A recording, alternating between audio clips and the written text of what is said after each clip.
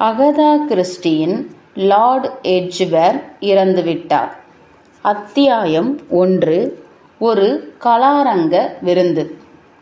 பொது ஜனங்களின் நினைவாற்றலானது எப்பொழுதுமே மிக குறுகியது. ஆகவே ஏற்கனவே சீமான் எட்ஜ்வேரின் கொலை ஜனங்களிடையே தூண்டியிருந்த ஆழ்ந்த கிளர்ச்சியும் பரபரப்பும் கொஞ்சம் கொஞ்சமாக மறந்தும் மறைந்தும் போய்விட்ட சங்கதியாக ஆகியிருந்தன. பிறகு நாட்டில் நடந்த சந்தோஷ மற்றும் துக்க சங்கதிகள் தந்திருந்த தாக்கங்கள் அதன் இடத்தை ஆக்கிரமித்து கொள்ள புதிதாய் உணர்ச்சிவசப்பட்டு கட்டுண்டிருந்தனர் மக்கள். என் நண்பனான துப்பறியும் நிபுணர் ஹெர்குல் பாய்ரோ பங்கு கொண்டு துப்பு துலங்க பேருதவி செய்த வழக்குகள் பற்றி குறிப்பிடும்போது அவன் சம்பந்தப்பட்டிருந்ததாய் வெளிப்படையாய் அறிவிக்கப்படுவதே இல்லை. எப்பொழுதுமே இது முழுக்க முழுக்க அவன் முன்வைக்கும் வேண்டுகோள்படியே நிகழும் ஒன்று என்றே நான் சொல்வேன். தான் எவ்விதத்திலும் முன்னிலைப்படுத்தப்படுவதை அவன் விரும்பியதே இல்லை. நற்பேரும் புகழும் வேறிடம் சென்றன. இப்படியே அமைய வேண்டும் என்றுதான் அவனும் எதிர்பார்த்தான். ஒரு கொலை வழக்கின் உண்மை புலர வேண்டும் என்னும் சத்தியம்தான் ஹெர்குலின் ஒரே குறிக்கோளாய் இருந்து வருகிறதே அன்றி வழக்கினை முடித்தவன் தான் என்னும் அறிவிப்பால் விளையும் கௌரவம் அன்று. மேலும் பாய்ரோவின் வினோதமான விமர்சனத்தின்படி இவ்வழக்கு அவனின் சில தோற்றுப்போன வழக்குகளுள் ஒன்றாய் ஆயிற்று. ஏனெனில் இந்த எட்ஜ்வேர் வழக்கினை முடிக்கவே முடியாமல் பாய்ரோ கடைசியில் அல்லாடிக் கொண்டிருந்த போது தெருவோரத்தில் போய்க் கொண்டிருந்த பாதசாரி ஒருவரின் எதிர்பாரா வசனங்கள் இவனுக்குள் உண்டு பண்ணிய பொறிதான் வழக்கினை முடித்து போட பேருதவியாக அமைந்ததாய் அவனது எண்ணம். அவனை பொறுத்தவரை தோற்றதோ ஜெயித்ததோ அது போகட்டும். ஆனால் அந்த தெருவோர வசனத்தையும் சரியாய் பிடித்து வழக்குக்குள் புதைந்து கிடந்த உண்மையான விவகாரங்களை கண்டறிந்து வழக்கினை முடித்தது பாய்ரோவின் பேரறிவும் சாதுர்த்தியும்தான் என்பதில் எனக்கு சந்தேகமே கிடையாது.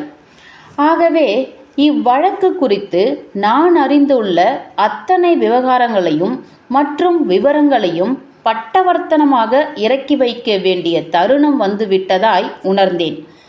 இவ்வழக்கின் இண்டு இடுக்கெல்லாம் துல்லியமாய் அறிய பெற்றவன் நான். இப்படி செய்வதால் வசீகரம் மிகும் ஒரு கவர்ச்சி பெண்ணின் வேண்டுகோளையும் நான் முடித்தவனாவேன். எனவே லண்டன் கலையரங்கம் ஒன்றில் துப்பறியும் நிபுணனான பாய்ரோவிற்கும் எனக்கும் இவ்வழக்கு சம்பந்தமாய் ஆரம்பமான முதல் அனுபவத்திலிருந்து நான் என்னுடைய பிரசங்கத்தை ஆரம்பிக்கிறேன். அந்த காலகட்டத்தில், நான் சொல்வது கடந்த வருடம் ஜூன் வாக்கில், கர்லோட்டா ஆடம்ஸ் லண்டனில் அனைவராலும் தீவிரமாய் ரசிக்கப்பட்ட கலைஞராய் பவனி வர துவங்கியிருந்தார். அதற்கு முன் வருடம் அவர் அளித்திருந்த 2 கண்காட்சிகள் மாபெரும் வெற்றி கண்டிருந்தன. அதிலிருந்தே தனக்கென ஒரு பெரும் ரசிகர் வட்டம் அமையப்பெற்று புகழேணியில் சிரமமின்றி ஏறிவிட்டார் ஆடம்ஸ். இவ்வருடம் 3 வார கால மேடை காட்சி அளிக்க வந்துள்ளார். இன்று கடைசிக்கு முந்தைய நாள் இரவு. கர்லோட்டா ஆடம்ஸ் ஓர் இளைய அமெரிக்க யுவதி. எவ்வித படோபடோபமும் ஒப்பனையும் இட்டுக்கட்டலோ இன்றி யதார்த்தமான உண்மையை கோட்டு சித்திரங்களை வரைவதில் பேராச்சரியம் உண்டு பண்ணும் அளவுக்கு திறமை கொண்டு விளங்குபவர். வரி வடிவ சித்திரங்கள் வாயிலாக நுண்ணிய உணர்வுகளை கூட நுணுக்கமாய் அளித்து கலை உலக விமர்சகர்களால் ஒரு சேர பாராட்ட பெற்றவர். மாலையின் மந்தகாசத்தை சமீபத்தில் கோட்டு சித்திரமாய் ஆக்கி படைத்திட்ட ஆடம்ஸின் திறமை ஓர் அபூர்வம், அதிசயம்.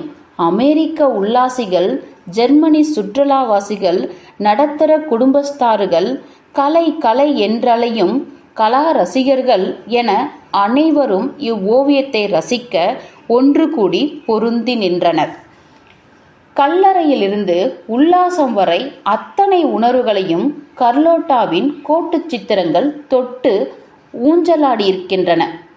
போரில் மடியும் ஒரு பெண்மணியின் உணர்வுகளை பிரவாகமாய் பிரதிபலித்த இவரின் ஒரு கோட்டு சித்திரம் சோக உருண்டை ஒன்றினை தொண்டைக்குள் கொண்டு வந்து நிறுத்த தவறவில்லை.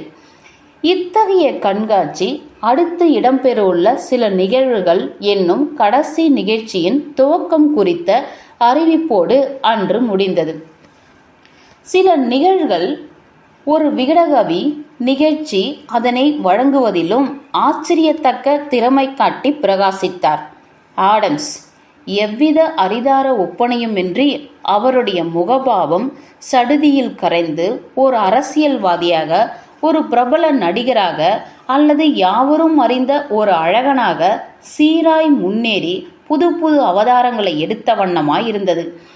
இப்படி உருமாறும் ஒவ்வொரு பாத்திரத்திலும் பிரத்யேக சிறு உரையும் தந்தார். அவ்வுரைகள் ஒவ்வொன்றும் புத்திசாலித்தனமாக வடிவமைக்கப்பட்டிருந்தன என்பதை சொல்லியாக வேண்டும். எடுத்துக்கொண்ட பாத்திரத்தின் அத்தனை பலகீனங்களையும் சிரிக்க சிரிக்க தொட்டு பார்க்கும்படி நேர்த்தியாய் அமைந்திருந்தன அவை. இவ்வாறு ஆள்மாறாட்டமே செய்தது போல் தத்ரூபமாக ஆடம்ஸ் நடித்து காட்டிய பிரபலர் ஜானே வில்கின்சன். லண்டனில் பிரபலமான திறமை மிகும் இளம் நடிகை. ஜானே மீதான விகடகவி நிகழ்ச்சி அளந்தளந்து வடிவமைக்கப்பட்டு சோடை போகாத பங்களிப்பாய் அமைந்திற்று. உணர்ச்சி பூர்வ பாவத்தை கொட்டி அனைவரையும் சுண்டி ஈர்த்தபடி ஆடம்ஸ் உதடுகள் வழி நழுவிய வீரியமான வசனங்கள் இது கிண்டல் செய்வன இடம்பெறும் நகல் ஆட்டம் என்னும் உண்மையையும் மறக்க வைத்து காண்போரை ஏதோ உள்ளர்த்தமும் அந்த அர்த்தங்களை உறக்க கூறும் உண்மையும் பொதிந்து உதிர்க்கப்படும் சக்திமிகு வார்த்தைகளால் ஏற்க வைத்தன.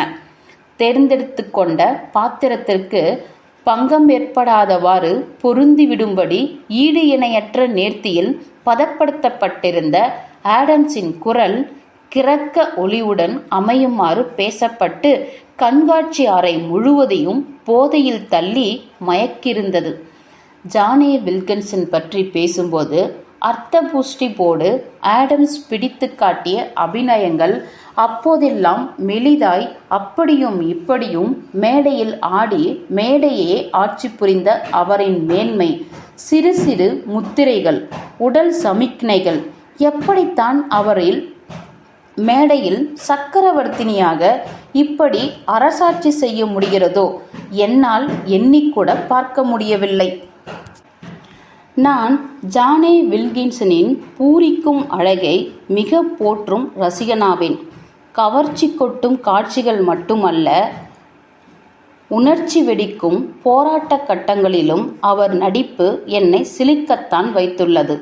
அவரின் கவர்ச்சி காட்சிகளை மட்டும் ருசித்து பார்த்துவிட்டு, ஆனால் உச்சபட்ச பங்குகளிப்பெல்லாம் இல்லாத நடிகை அவர் என விமர்சிக்கும் கூட்டத்தோடு நான் முகத்தை தூக்கி வைத்து கொண்டு பேசாமல் கூட இருந்திருக்கிறேன்.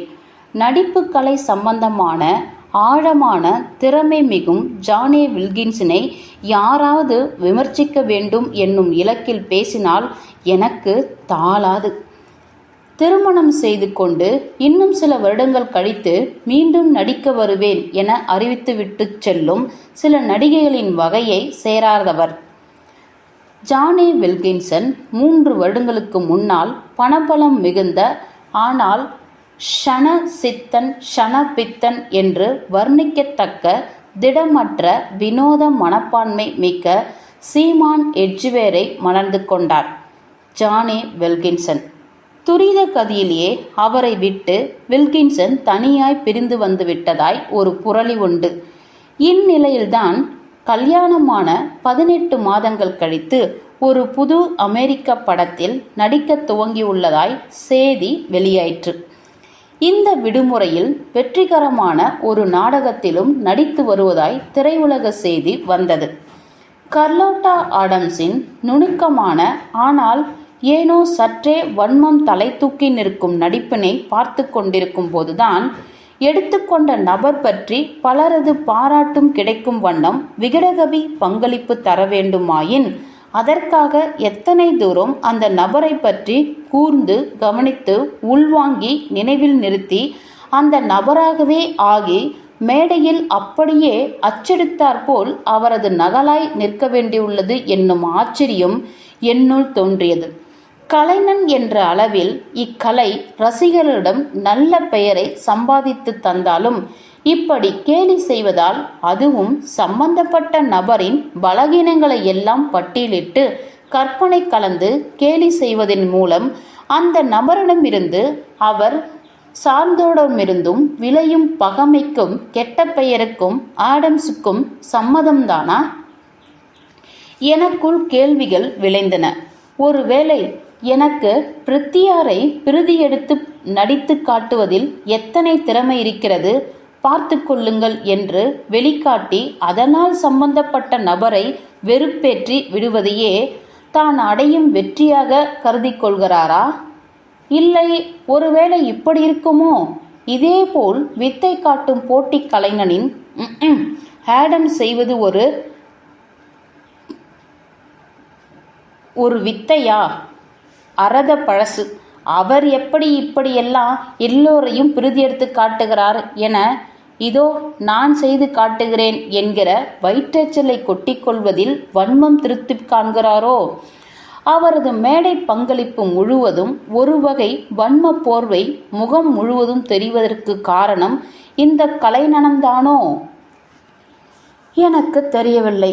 ஆனால் கர்லோட்டா ஆடம்ஸ் கிண்டலடித்து தள்ளும் நபராய் மட்டும் நான் தேர்வாகியிருந்தால் நிச்சயம் நான் கோபத்தின் உச்சிக்கு சென்றிருப்பேன் என்னும் கருத்து எனக்குள் தீர்மானமாயிற்று. ஒருவேளை நகைச்சுவை கருதி ஆடம்ஸ் அடிக்கும் கூத்தினால் எனக்குள் முண்டியடித்து கொண்டு பெருகிருக்க வல்ல வெறுப்பையும் குரோதத்தையும் வெளிக்காட்டி கொள்ளாமல் நான் இரகசியமாய் அடக்கி போட்டிருக்கலாம். ஆயினும் என்னை இந்த அளவுக்கு ஆடம்ஸ் வாரியிருந்தராயினும் அதனை நான் விரும்பியிருக்கவே மாட்டேன் என்பது மட்டும் நிச்சயம். ஈவிரக்கமற்ற ஆசியம் என்னும் போர்வையில் இடம்பெறும் இது போன்ற தனி மனித விமர்சனங்களை தாங்கி ஏற்றுக்கொள்ள ஒருவருக்கு அதீத நகைச்சுவை உணர்வும் மிக பெரிய பரந்த மனப்பான்மையும் அவசியம். இவ்வகையான முடிவினை நான் எடுத்துக்கொண்ட போது மேடையில் ஆடம்ஸிடமிருந்து ஒலிபெருக்கி வழியே வழிந்து கொண்டிருக்கும் கவர்ச்சி மிகு சிரிப்பு அப்படியே அச்சு அசலாக எனக்கு பின் வரிசையிலிருந்து எதிரொலித்தது. என்னை அடைந்ததை கேட்டேன். துரிதமாக என் தலையை திருப்பி ஒளிவந்த திசை நோக்கி பின்வரிசையை பார்த்தேன். என் இருக்கைக்கு மிக சரியாய் பின்னால் தன் இருக்கையிலிருந்து சற்று வளைந்து முன்வந்து ஆர்வம் பொங்க அமர்ந்து முக மலர்ச்சியோடு இரு இதழ்களையும் நகைச்சுவையால் அகல விரித்து சிரித்தபடி காட்சியை ரசித்து கொண்டிருந்தது வேறு யாருமல்ல, சாட்சாத் ஜானே வில்கின்சனே. கர்லோட்டா ஆடம்ஸின் இன்றைய நகலாக பொருளாய் மேடையில் விமர்சிக்கப்பட்டு கொண்டிருக்கும் ஜானே வில்கின்சன் தான். அவரது முக மலர்ச்சியை கண்ணுற்ற அக்கணமே ஒருவேளை என்னை ஆடம்ஸ் தெரிந்தெடுத்து கேலி பொருளாக்கியிருந்தால் என எண்ணி நான் போட்டிருந்த அத்தனையும் கணக்கு தப்பு என்று உளமாற உணர்ந்தேன். கேலிக்கூத்தினை உண்மையென எடுத்துக்கொள்வதுதான் எத்தனை முட்டாள்தனம்! வாயகல சிரித்து கொண்டு ஏதோ கீழேயே விழுந்து விடுவது போல இன்னும் கொஞ்சம் இருக்கையிலிருந்து முன்வளைந்து அமர்ந்திருந்த வில்கின்சனின் கண்களில் தான் என்ன ஒரு புத்துணர்ச்சி, எத்தனை கொம்மாளம், எவ்வளவுக்கு இன்ப கிளர்ச்சி! காட்சி முடிந்ததும் நிறைவான எக்கால ஓசை எழுப்பியபடி படபடவென கைகளை பாராட்டி தட்டிய வில்கின்சன் தன்னுடன் வந்திருந்த சிநேகிதனை பார்த்து சிறப்பான பங்களிப்பு என்னும் தோணியில் திருப்தியாய் சிரித்து கொண்டார். அவர் அருகில் ஓவியங்களில் காணப்படும் திடகாத்திரமான கிரேக்க கடவுள் போல் வாலிப்பான உடல் பெற்று அமர்ந்திருந்த நல்ல உயரமான அந்த வசீகரின் ஆணழகு முகம் வெண்திரையில் மிக பிரபலமான முகம் என உடனடியாய் அறிந்து கொண்டேன். அது பிரைன் மார்ட்டின். இன்றைய தேதியில் முதலிடம் பெற்றுள்ள சினிமா அழகன். மார்ட்டினும் ஜானே வில்கின்சனும் இணைந்து பல படங்களில் ஜோடியாக நடித்து ரசிகர்களின் ஒப்புக்கொள்ளப்பட்ட வெள்ளித்திரை ஜோடியாக திகழ்கின்றனர். அதி அற்புத நடிப்பு, அப்படியே நானே மேடை ஏறி நின்றது மாதிரி என்று பிரமித்துக் கொண்டிருந்தார் வில்கின்சன். மார்ட்டின் சிரித்து கொண்டார். ஜானே, புல்லரித்து போயிருக்கிறாய் நீ என்றார். பின்னே அற்புதமாய் ஒருவரை நகலெடுத்து காட்டுகிறார் கர்லோட்டா ஆடம்ஸ். நான் நினைத்திருந்ததை விட பல மடங்கு உயர்ந்த பங்களிப்பு. இதற்கு விளையாட்டாக மார்ட்டின் அளித்த மறுபதிலில் நான் கவனம் செலுத்த முடியாமல் போயிற்று.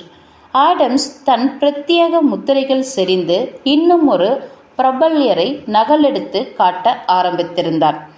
இதெல்லாம் முடிந்த பிறகு நினைக்கும் போதெல்லாம் எனக்குள் பரபரப்பினை தூண்டும்படியான சம்பவம் ஒன்று நிகழ்ந்தது. நானும் ஹெர்குல் பைரேவும் ஓவிய கண்காட்சியும் பலகுரல் காட்சியும் நிறைவு பெற்ற பிறகு இவை இடம்பெற்ற சவாய் ஓட்டலில் இரவு சாப்பாட்டுக்காக அமர்ந்திருந்தோம். எங்களுக்கு அடுத்த உணவு மேஜையிலேயே ஜானே வில்கின்சனும் மார்ட்டினும் அவர்களுடன் நான் அறிந்திராத மேலும் இருவரும் அமர்ந்திருந்தனர். அவர்களை குறிப்பிட்டு நான் ஹெர்குலிடம் விளக்கிக் கொண்டிருக்கும் போதே இன்னொரு ஜோடி ஜானே அமர்ந்திருந்த மேஜையையும் தாண்டியிருந்த மேஜையில் வந்து அமர்ந்து கொண்டனர்.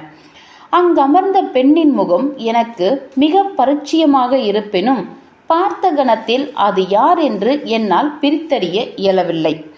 இப்படி யோசித்து கொண்டிருக்கும் போதே மின்னல் வெட்டினார் போல் யார் என்று யோசித்தபடி நான் முறைத்து பார்த்து கொண்டிருக்கும் பெண் கர்லோட்டா ஆடம்ஸ் என்பது பொறித்தட்டியது. அவருடன் வந்திருந்த ஆடவன் யார் என தெரியவில்லை.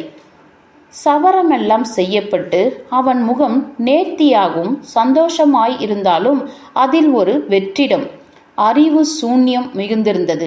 எனக்கு பிடிக்காத ஒன்றேது.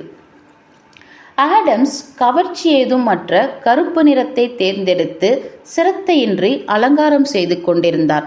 சட்டென கவரும் ஈர்ப்போ பார்ப்போரின் விழிகளை நிறுத்தி வைக்கும் ஆதிக்கமோ அற்ற முகமாயிருந்தது அவரின் முகம். அம்முகம் உணர்வு கடலாய் எந்த பாத்திரத்தையும் ஏற்று நகலெடுத்து காட்ட தயாராய் தகதகத்து கொண்டிருக்கும் உயிர்ப்பு மிகும் முகமாய், விகடகவி கலைக்கே அர்ப்பணமாகிவிட்ட தலைச்சிறந்த சிரேஷ்ட முகமாய் அமைந்திருந்தது. ஆயினும் எந்த நபரையும் உள்வாங்கி பிரதிபலிப்பதை விடவல்ல அம்முகத்துக்கென்று அடையாளம் சொல்லும் படியான தனித்துவ பிரத்யேக தன்மை ஏதும் தென்படவில்லை. எனது இந்நிலைப்பாட்டை பாய்ரோவின் மீது இறக்கி வைத்தேன். நான் குறிப்பிடுவதை கவனித்தான். பிறகு தலை திருப்பிய சேவலாய் எங்கள் விவாத பொருளானவர்கள் அமர்ந்திருந்த உணவு மேஜையின் பக்கம் திரும்பி பார்வையை மேயவிட்டான். ஓ, அதுதான் எட்ஜ்வேரின் மனைவியா? ஜானே வில்கின்சன். ஆமாம், அவரேதான். அவர் நடித்த படங்களை நான் பார்த்திருக்கிறேன். கவர்ச்சி புயல். நல்ல நடிகையும் கூட. இருக்கலாம். ஏன் சந்தேகம்? திருப்தியாய் ஒத்துகிற மாதிரி தெரியலையே. அவர் நடிக்கும் காட்சி அமைப்பை பொறுத்தது அது நண்பா. காட்சியின் மைய பொருளாய் அவர் அமைந்து அவரை சுற்றி இன்னும் பிற பாத்திரங்களும் சுழன்று கொண்டிருந்தால் ஒப்புகிறேன். தான் முக்கியமாக்கப்படும் அப்படிப்பட்ட கதைகளில் அவர் கழிக்கப்பட்ட கட்டத்தினை மிக சரியாக நடித்து தந்திருவார். ஆனால் ஒரு தனி ஆவர்த்தனமோ அல்லது உணர்ச்சி பூர்வமான ஒரு குணச்சித்திர பாத்திரத்தையோ ஏந்தி அவரால் நடித்து தர முடியுமா என்பது என்னை பொறுத்தவரை சந்தேகமே. டே ஹேஸ்டிங்ஸ், கதை அவரை பற்றி அவருக்காக எழுதப்படணும்டா. இந்த திருப்தி அவருக்கு தரப்படணும். தன்னை பற்றி மட்டுமே கவனமும் ஈடுபாடும் செலுத்தும் பெண் வகையாய் தான் எனக்கு அவர் தோன்றுகிறார். நிறுத்தியவன் திடுமென பின்வரும் குறிப்பினையும் நிதானமாய் தந்தான். இவரை போன்ற படைப்புகள் வாழ்க்கையை ஆபத்துக்கள் சூழ்ந்திருக்க கடக்கிறார்கள். ஆபத்துக்கள்? சிறு ஆச்சரியம் ஒலிக்க கேட்டேன். நான் உபயோகப்படுத்திய வாக்கியம் உன்னை ஆச்சரியத்தில் தள்ளி சுடுச்சுன்னு நினைக்கிறேன். எஸ், ஆபத்துக்கள். ஒன்று தெரிஞ்சுக்கோ ஹேஸ்டிங்ஸ், இப்படிப்பட்ட பெண்களின் பார்வையும் கவனமும் 24 மணி நேரமும் ஒன்றில்தான் குவிந்திருக்கும். அது அவர்களே. அவர்களுக்கு வெளியில் இயங்கும் எதுவும் அவங்களோடு கண்களுக்கு படவே படாது. அவர்களை சூழ்ந்து நிற்கும் ஆபத்துக்களையோ அல்லது பின்னப்படும் சூழ்ச்சிகளையோ அல்லது எதிர்ப்படும் தடைகளையோ துளி கூட அறிய பக்குவமற்ற பெண்கள் இவர்கள். விவாதங்களுக்கும் கருத்து வேற்றுமைகளுக்கும் முரண்பாடுகளும் கொண்டு அவங்களை சுற்றி இயங்கும் எண்ணிலடங்கா மனித உளவியலை உணராதவர்கள். அவர்கள் கருவிழிகளின் ஒளி காண்பதெல்லாம் தங்கள் எண்ணப்படி முன்னே விரித்து கொண்டு நீளும் அவர்கள் முன்னேறும் பாதையை மட்டும்தான். இடனே உடனடியாகவோ அல்லது கொஞ்சம் காலம் தாழ்த்தியோ பிரளயம் ஏற்பட்டு விடுகின்றது. ஈடுபாடானேன். இப்படியெல்லாம் தீர்க்கமான ஆராய்ச்சிகள் எனக்குள் விளைவதில்லை என எனக்கு நானே ஏற்றுக்கொண்டேன். கேட்டேன், அந்த அடுத்தவர் யார்? செல்வி ஆடம்ஸா? கேட்ட ஹெர்குல் ஆடம்ஸை உற்று பார்த்து கொண்டே என சிரிப்பினூடே ராகம் பாடி, அவரை பற்றி நான் என்ன பேச வேண்டும் என எதிர்பார்க்கிறாய் என்றான். அவர் உன்னை என்ன மாதிரி பார்க்கிறார் என்று மட்டும். ஏய், இந்த நள்ளிரவில் கைரேகையை பார்த்து எதிர்காலத்தையும் குண அதிசயங்களையும் சொல்ல வல்ல ஒரு ஜோசியக்காரனா என்னை மாத்திட்டியே நீ? பாய்ரோவின் இந்த ஆசியத்துக்கு இணையாக எந்த ஆருடக்காரனையும் விட உளவியல் பற்றி நீ கொண்டுள்ள ஞானம் எதிரே இருப்பவரின் குண அதிசயங்களை சிறப்பாகவே விண்டு வைக்கும் என்று நான் குறிப்பிட்டதை சற்றே பெரிதாய் புன்முருவி ரசித்தான் அவன். சொன்னான், ஹேஸ்டிங்ஸ், என் மீது அபரிதமாய் நம்பிக்கை வச்சிருக்க. அது என்னை தொழுது. நாம் ஒவ்வொருவரும் இருட்டை போல அடையாளம் காண முடியாத புதிர்கள் என்றும் மனித புத்திக்குள் அகப்படாத அடங்காத இரகசியங்கள் என்றும் முரண்பட்ட ஆசைகளும் தேவைகளும் இலக்குகளும் கொண்டபடி கலக்கமும் பிரம்மையும் நிறைந்து எப்படி நடந்து கொள்வார் என்று தீர்மானமே செய்ய இயலா வண்ணம் திகைப்பூட்டியபடி உலவும் மனித மாமிசங்கள் என்றும். என் நண்பா, உனக்கு தெரியாத என்ன? ஒவ்வொரு விஷயத்திலும் மேதாவித்தனமாய் ஒரு முடிவினை தான் மனிதன் எடுக்கின்றான். ஆனால் பாவம், 10ல் 9 முடிவுகள் தவறாகத்தான் முடிக்கின்றன. ஆனால் ஹெர்குல் பாய்ரோவின் முடிவுகள் அப்படிப்பட்டவை அல்லவே. அவை என்றும் சரியானவை. ஓய், ஹெர்குல் பாய்ரோ உட்படவும் தான். எனக்கு தெரியும். நான் ஏதோ தற்பெருமை மிகும் அகந்தையானவன்னு உன்னிடம் கொஞ்சமாய் ஒரு அபிப்பிராயம் இருப்பது எனக்கு நல்லாவே தெரியும். பலமுறை அது உன்னிடமிருந்து நீ அறியாமலே கொட்டி உள்ளது. இதோ இப்பொழுது கூட ஹெர்குல் பாய்ரோவின் முடிவுகள் அப்படிப்பட்டவை அல்லவேன்னு நீ சொன்னதில் கூட அந்த அபிப்பிராயம்தான் மிகுந்து நிற்குது. நண்பா, இனி அப்படி எண்ணாதே. சரியா? சத்தியம் செய்து தரேன். நான் மிக எளிமையானவன். பழகுவதிலும் பந்தா அறியாதவன் நான். என் மீசையும் அதன் அமைப்பும் என் முகத்துக்கு வாய்த்திட்ட மாபெரும் வரம் என்னும் ஒரே கூற்றினை அடித்து சொல்வதைத் தவிர எந்த தருணத்திலும் நான் தம்பட்டம் அடித்து கொண்டவனே கிடையாது.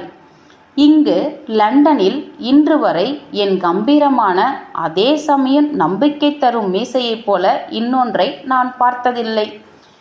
இது விஷயத்தில் உனக்கு கவலை வேண்டாம் என்ற நான், நிச்சயம் உன் கர்ஜிக்கும் மீசைக்கு இணையாய் ஒன்று இங்கு கிடையாது. சிங்கத்தின் மீசை வாய்த்துள்ள ஆண் வீரன் நீ என்றேன். வீண் தம்பட்டம் அடித்து கொள்ளாத குணம்தான் பாய்ரோவின் குணம் என எனக்கு நன்றாகவே தெரியும் என்று ஊர்ஜிதப்படுத்திய நான், ஹெர்குல் ஒரு மாபெரும் துப்பறியும் நிபுணர் என்ற பெருமைதான் என்னிடம் உள்ளதே அன்றி தற்பெருமை அன்று என்று திருத்தி விலக்கிவிட்டு, எப்படியோ தப்பிச்சிட்டே என்றான் வறட்சியாய். இப்படி சொன்னதற்கான காரணம், நீ கர்லோட்டா ஆடம்ஸ் பற்றி கருத்து கூறப் போவதில்லை என்ற நான், ஆடம்ஸும் தன் வாழ்க்கையில் அபாயங்களையும் ஆபத்துக்களையும் எதிர்கொண்டுதான் வாழ வேண்டும்னு நீ நினைக்கலையா என்று கேட்டேன். மனம் ஆழ்ந்து முக்கியத்துவத்தை பிரதிபலித்த ஹெர்குலின் முகம், நாம் எல்லோருமே வாழ்க்கையை ஆபத்துக்கள் சூழத்தான் கடந்துகிட்டு இருக்கோம் இனிய நண்பா.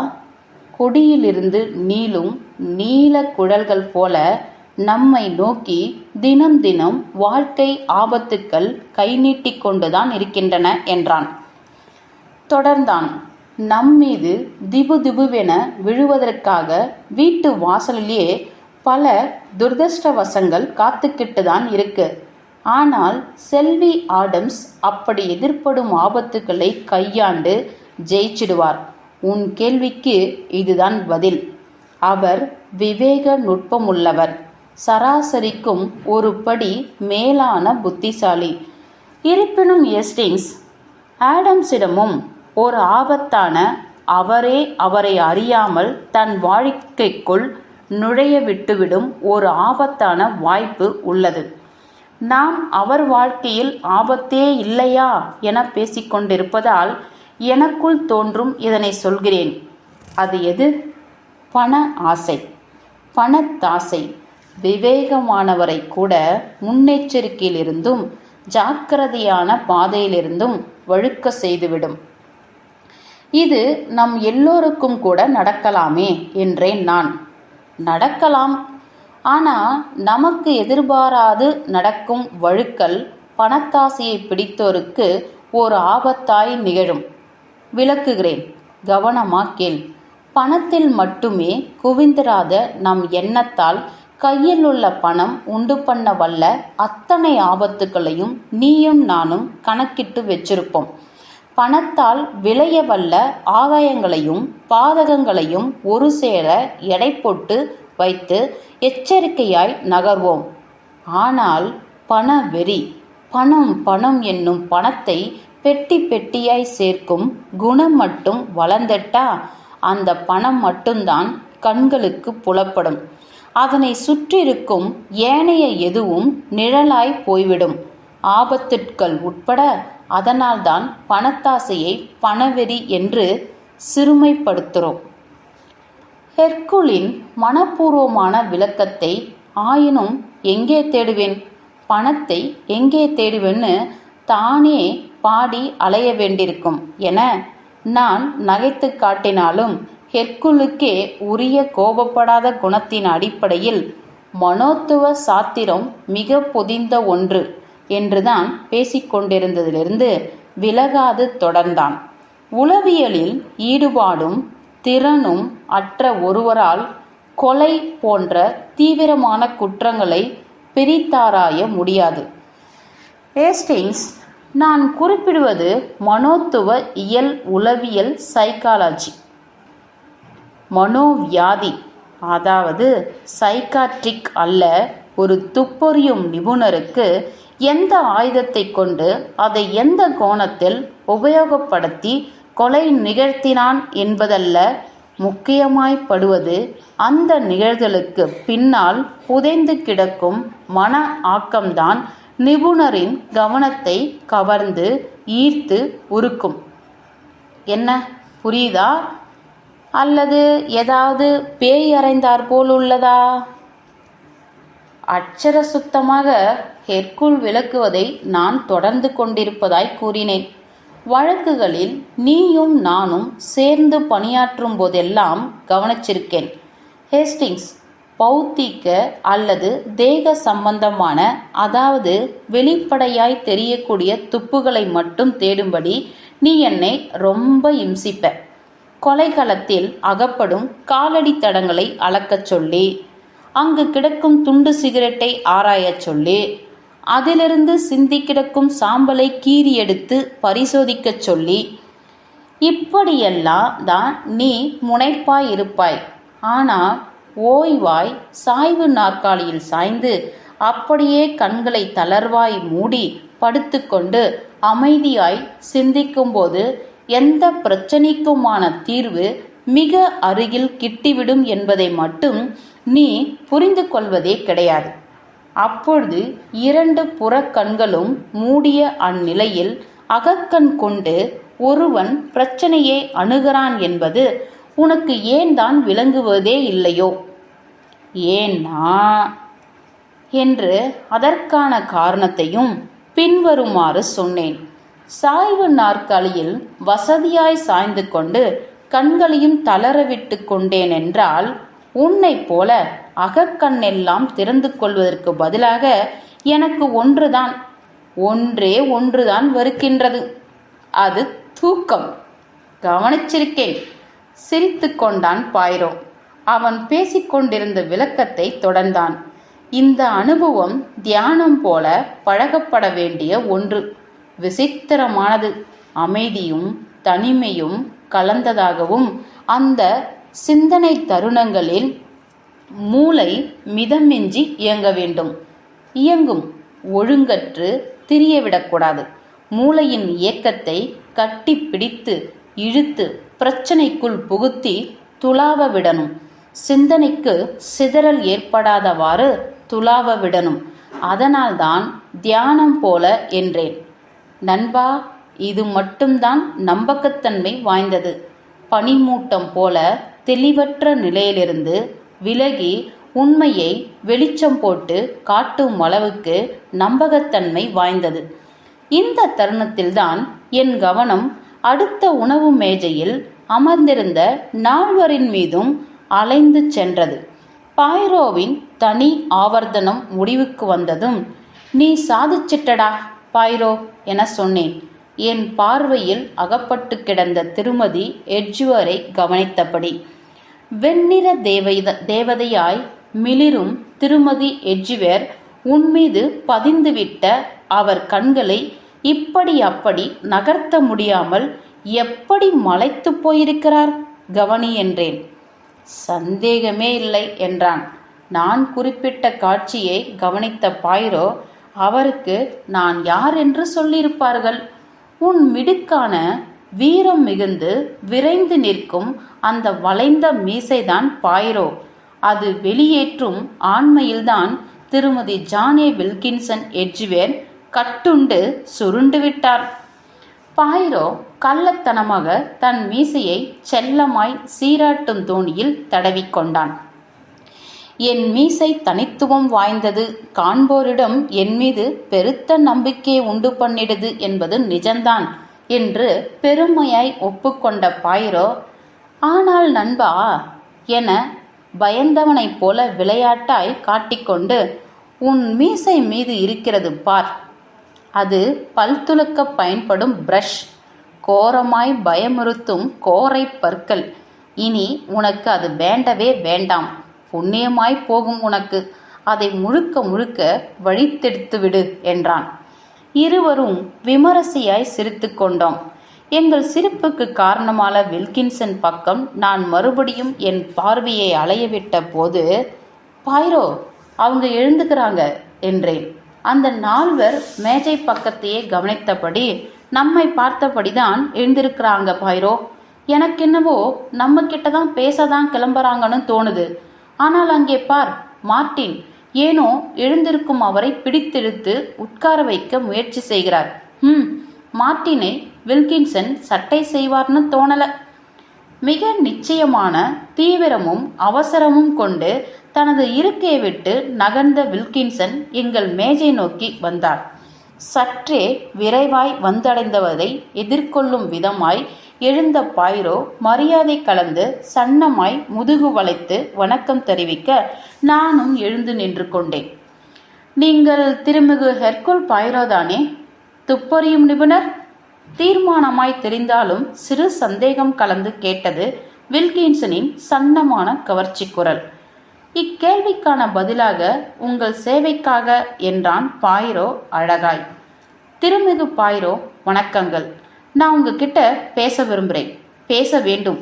பேசியே தீர வேண்டும். நிச்சயமாக திருமதி வில்கின்சன், உட்கார்ந்து பேசலாமே. இல்லை இல்லை, இங்கே வேணாம். தனிப்பட்ட இடத்தில் பிரத்யேகமாக பேசணும். நேரா மாடியில நான் தங்கியிருக்கும் என் அந்தரங்க அறைக்கு போயிடலாம். இப்பொழுது பிரைன் மார்ட்டினும் வந்து இணைந்திருந்தார். வில்கின்சனின் செயலை நிராகரிக்கும் போக்கில் பழித்து சிரித்தவர், நீ கொஞ்சம் காத்திருக்க வேண்டும் ஜானி என்றார். அதே கண்டன குரலில். திருமிகு பாய்ரோ மிக மரியாதை புகுந்தவர். அவரின் டின்னரை தடை செய்து அழைப்பது ரொம்ப தவறு, அதிக பிரசங்கித்தனம் என்றார். ஆனால் தான் எழுந்து வந்ததற்கான இலக்கிலிருந்து வில்கின்சன் பின்வாங்குவதாய் இல்லை. ஏன் மார்ட்டின், ஏன், என்னாச்சு இப்போ? நம்ம அறைக்கு தடபுடலான உணவு வகைகளை கொண்டு வரச் சொன்னா என்னாச்சு? சர்வரிடம் இதை பற்றி பேசு. ஏய் மார்ட்டின், என்னாச்சு? ஏன் விலகி போற? புது மனிதர்களுக்கு முன்னால் என்ன இது? முகத்தை திருப்பிக் கொண்டு சென்றவனின் பின்னாலேயே விரைந்தார் வில்கின்சன். தலையை மறுத்தசைத்து கால்களை நிலத்தில் எத்தி என்று மார்ட்டின் செய்த செய்கையிலிருந்து தன் அணுகுமுறையிலேயே மார்ட்டினின் பிடிவாதமாய் இருப்பது புலப்பட்டது. ஆனால் அவன் பிடிவாதத்தையும் விஞ்சிய அழுத்தத்தோடு கைகளை காட்டில் அசைத்தும் குத்தியும் வாக்குவாதம் செய்த வில்கின்சனின் வழிக்கே மார்ட்டினும் வந்துவிடும்படி ஆயிற்று. வெறுத்து போய் ஏற்றுக்கொண்டார் மார்ட்டின். இப்படியாய் இருவருக்குள்ளும் நிகழ்ந்த உரையாடலின் இடையிடையே கொஞ்சம் தள்ளி கர்லோட்டா ஆடம்ஸ் அமர்ந்திருந்த உணவு மேஜையை ஓரக்கண்ணால் பார்த்த வண்ணம் இருந்தார் வில்கின்சன்.